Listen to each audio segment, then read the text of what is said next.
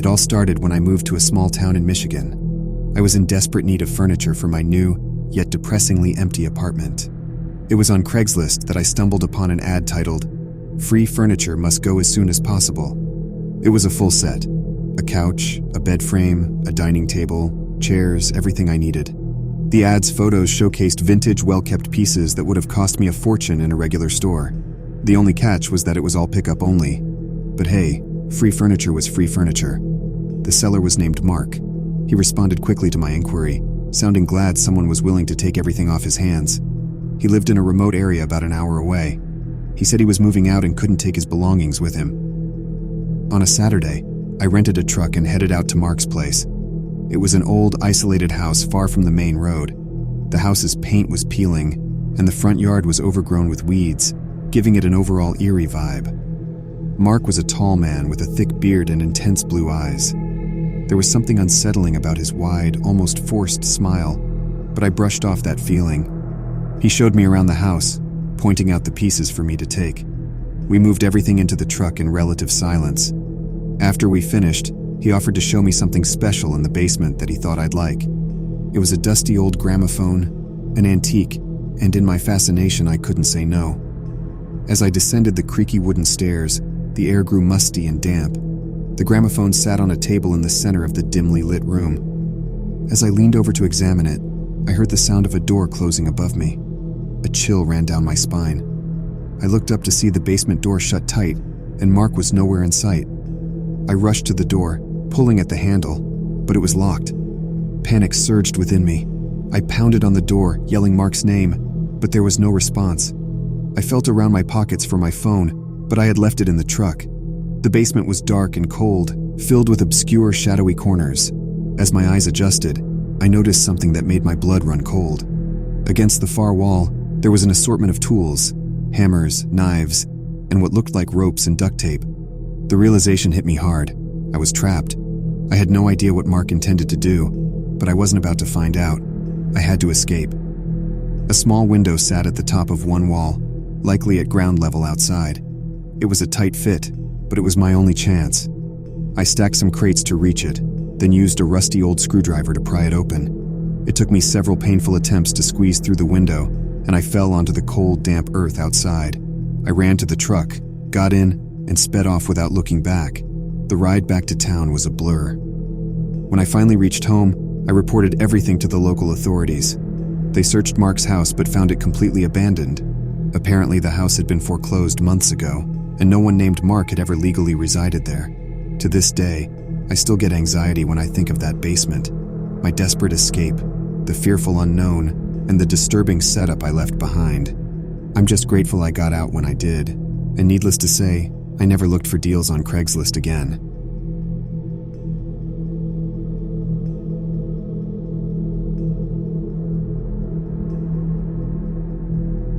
It was my third year in college when I decided to move out of the dorms and into an apartment. After days of hunting, I found the perfect two-bedroom place near campus. It was a bit on the expensive side, but I figured I could get a roommate to split the cost. The only problem was, none of my friends were looking to move, so I turned to Craigslist. I posted an ad seeking a roommate, ensuring to specify clean, respectful, and no late-night parties. Within a few hours, I received a response from a guy named Lucas. He was a graduate student studying psychology and seemed perfect. We met up for coffee, he checked out the apartment, and everything seemed to click. Lucas moved in a week later, and for the first month, things were great. He was quiet, clean, and mostly kept to himself. However, as time went on, I started to notice some strange behavior. He would spend hours locked in his room. He'd often forget simple things, like his name, what he was studying, even the apartment's address. He would apologize, laugh it off, and chalk it up to stress. One day, while Lucas was out, curiosity got the better of me. I decided to peek into his room. What I found chilled me to the bone. His walls were plastered with hundreds of sticky notes, each one bearing different information, names, addresses, hobbies, favorite foods, fears, all meticulously organized. And in one corner, I found a section dedicated entirely to me.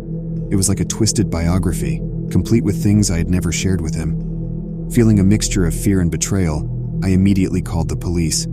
They arrived, inspected the room, and started their investigation. Meanwhile, Lucas was nowhere to be found. A few days later, I received a call from the detective in charge of the case. What he told me turned my blood to ice. Lucas was not a graduate student. His real name was Eric, a man previously charged with identity theft, stalking, and a string of other offenses in multiple states.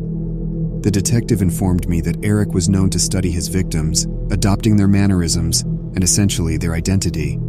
It suddenly made sense. The memory lapses, the sticky notes, the information about me. I had been living with a man who was studying to become me. Eric was eventually caught in another state, attempting to impersonate another unsuspecting victim. As for me, I moved out of the apartment, stayed with friends until I could find a new place. But the fear lingered. The idea that someone could come so close, could study me so intently without me knowing. And Craigslist? I never went back. Never posted another ad. The fear of who might respond was just too great. Not every monster hides under your bed or in your closet. Sometimes they're just across the hall, waiting to steal your life.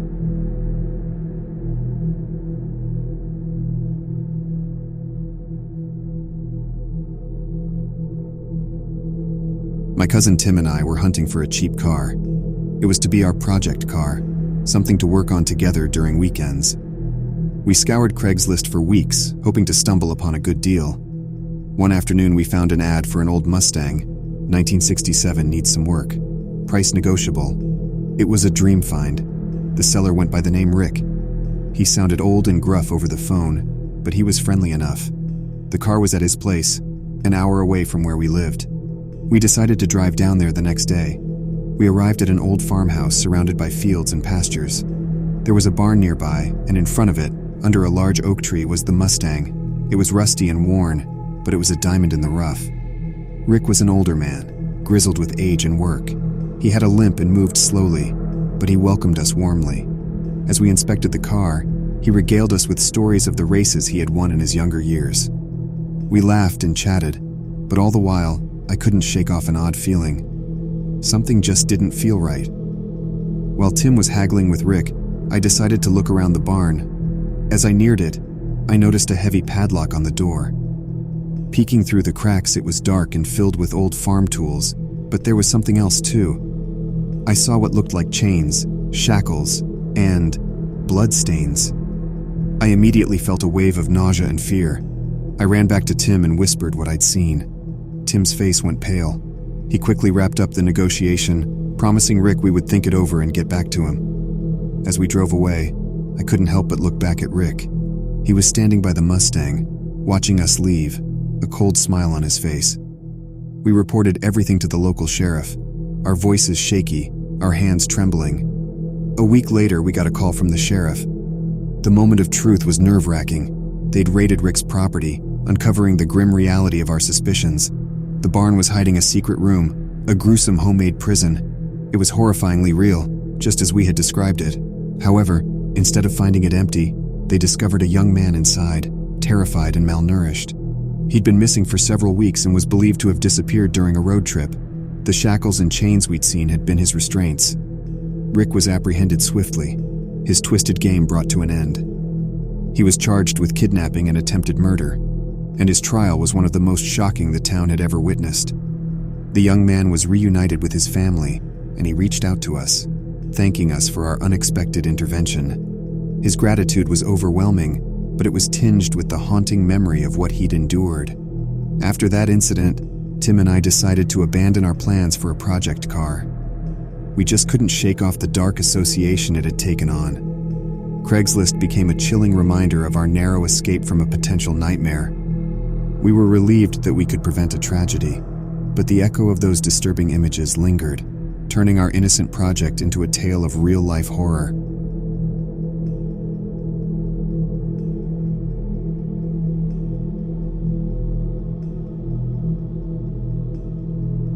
I was fresh out of college and on the hunt for a job. Amidst the slew of offers on Craigslist, one seemed too good to be true. A well-paying, part-time administrative assistant gig for a small local business. The posting was listed by a man named Carl, who said he owned a warehouse on the outskirts of town. Carl explained he had no regular employees, only contract workers, so I'd be working alone most of the time. The nature of the work and the solitude didn't bother me. The job was a perfect match for my introverted tendencies. My first day was uneventful. The warehouse was nondescript, filled with stacks of unlabeled boxes. My tasks were simple: track inventory, handle emails, and occasionally answer phone calls. As days turned into weeks, though, certain things started to bother me. The phone would ring, and when I picked up, there'd be no one on the other end. I'd hear faint rustling noises from the warehouse, even when I was alone. I dismissed these as pranks or mice, but my unease grew. One evening, Carl asked me to stay late to handle a special delivery. He explained that he would not be there and left me a set of keys. I watched the sunset from my desk, the fading light leaving the warehouse cloaked in darkness.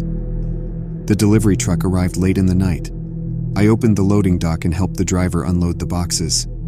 He was an unnerving figure, huge and silent, who refused to make eye contact. Once he'd left, I decided to see what was inside these boxes that had required my late-night attention. Using a box cutter, I carefully opened one. Inside, carefully wrapped in plastic, were firearms, dozens of them. My heart pounded in my chest as I realized the potential illegality of the situation. Then my eyes fell on another box, this one already open, but instead of guns, it was filled with packets of white powder.